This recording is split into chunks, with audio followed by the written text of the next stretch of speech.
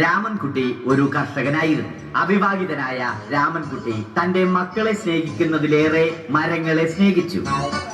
പെട്ടെന്നാണ് രാമൻകുട്ടി ആ കാഴ്ച കണ്ടത്. വഴിയിൽ ഒരു ജാതി മരം വീണ് കിടക്കുന്നു. രാമൻകുട്ടി ഒട്ടും അമാന്തിച്ചില്ല. ആ മരം പൊക്കാൻ ശ്രമിച്ചു.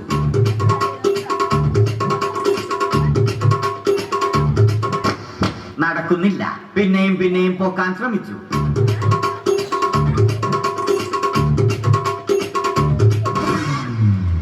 നടക്കുന്നില്ല. രാമൻകുട്ടി വഴിയെ പോയവരെ എല്ലാവരെയും സഹായത്തിന് വിളിച്ചു.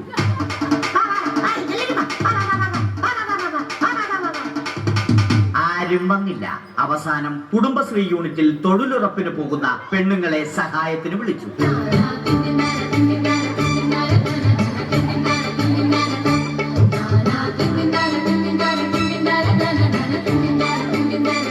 അവരെത്തി. അവർ അവരുടെ സ്ഥിരം പണി തുടങ്ങി. അത് കണ്ട ദേഷ്യം വന്ന രാമൻകുട്ടി മരത്തെ ഒറ്റയ്ക്ക് പിടിച്ചു പോക്കി. അത്ഭുതമെന്ന് പറയട്ടെ, മരം നേരെ നിന്നു. ഇത് കണ്ട തൊഴിലുറപ്പ് പെണ്ണുങ്ങൾ രാമൻകുട്ടിയോട് നോക്കുകൂലി ആവശ്യപ്പെട്ടു.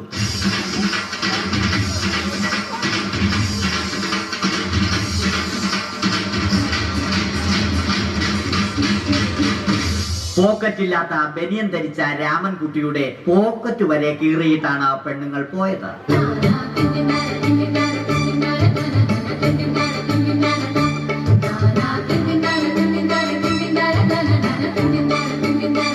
രാമൻകുട്ടി പിന്നീട് ഒന്നും ആലോചിച്ചില്ല. മരത്തിന് ഫാക്ടംബോസ് 2020 സെപ്റ്റംബർ 14 നൽകി. മരം തഴച്ചു വളർന്നു.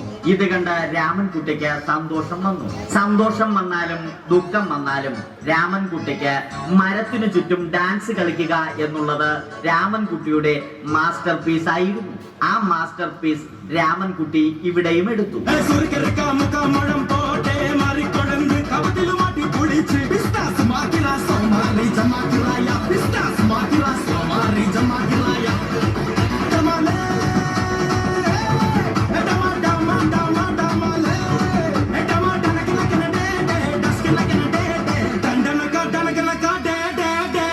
രാമൻകുട്ടി ദൈവത്തോടായി പ്രാർത്ഥിച്ചു. നിങ്ങൾ എനിക്ക് ആയുസ്സും ആരോഗ്യവും തരൂ.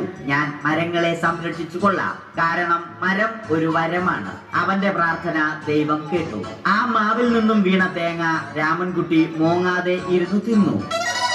അപ്പോഴാണ് രാമൻകുട്ടി മറ്റൊരു കാഴ്ച കണ്ടത്. രാഘവൻ വരുന്നു.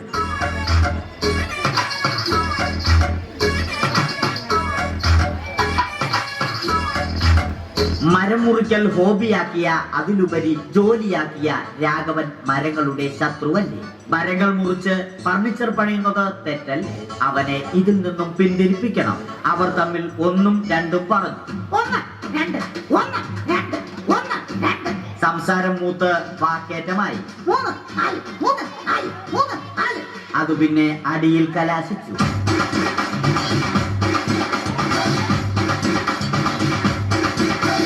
നല്ല മനസ്സിന് ഉടമയായ രാമൻകുട്ടി കംപ്ലീറ്റ് അടിയും വാരിക്കൂട്ടി. ഒടുവിൽ രാമൻകുട്ടി സർവ്വധൈര്യവും സംഭരിച്ച് രാഘവനോടായി അലറി. മനസ്സലിഞ്ഞ രാഘവൻ രാമൻകുട്ടിയെ അരികിൽ വിളിച്ചു. കൈവാക്കിന് കിട്ടിയ രാമൻകുട്ടിയെ രാഘവൻ ഒട്ടിറൊട്ടിയാക്കി മരത്തിലൊട്ടിച്ചു.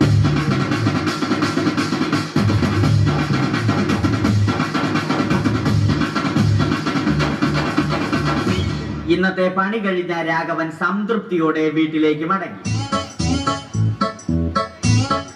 തനിക്ക് തല്ല് കിട്ടിയാലും മരത്തെ രക്ഷിക്കാൻ പറ്റിയ സന്തോഷത്താൽ രാമൻകുട്ടി മരത്തെ കെട്ടിപ്പിടിച്ച് പൊട്ടി പൊട്ടി കരഞ്ഞു.